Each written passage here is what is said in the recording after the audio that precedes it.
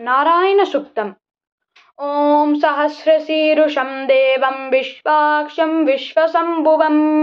विश्वं नारायणं देवमक्षरं परमं पदं विश्वदः परमां नित्यं विश्वं नारायणं हरिं विश्वमेवेदं पुरुषस्तद्विश्वमुपजीवति पदीं विश्वत्यात्मेश्वरं शाश्वतशिवमच्युतं नारायणमहाज्ञानं विश्वात्मानं परायणं नारायणपरो ज्योतिरात्मा नारायणपरः नारायणपरं ब्रह्मं तत्त्वं नारायणपरः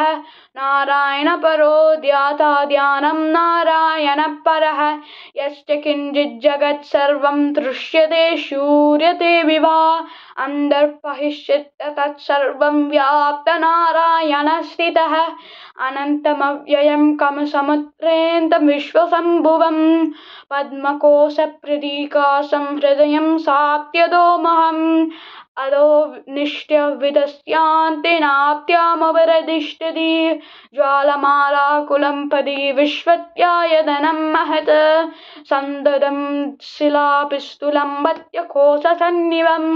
तस्यान्ते सूक्ष्मं सर्वं प्रतिष्ठितं तस्य मध्ये न अनिशिका अनियोत्वा व्यवस्थितः शुक्रभुक्विभजन्दिष्टं नाहारमचरः कविः दिव्यकूटमजंसायुरत्मयः सन्दापयति स्वं देहामागतलमस्ततः तस्य मध्ये वक्निशिका अनियोत्वा व्यवस्थितः नीलदो यत्तमद्विद्युल्लेखे वेवाश्वरा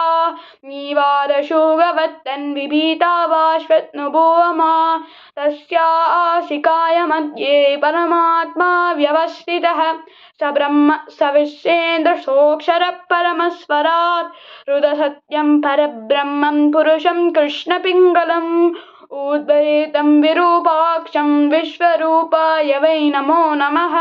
ॐ नारायणाय विद्महे वासुदेवाय धीमहि तन्नो विष्णु प्रचोदयात् नारायणाय विद्महे वासुदेवाय धीमहि तन्नो विष्णु प्रचोदयात् ॐ नारायणाय विद्महे वासुदेवाय धीमहि तन्नो विष्णु प्रचोदयात्। ॐ शान्ति शान्ति शान्तिः।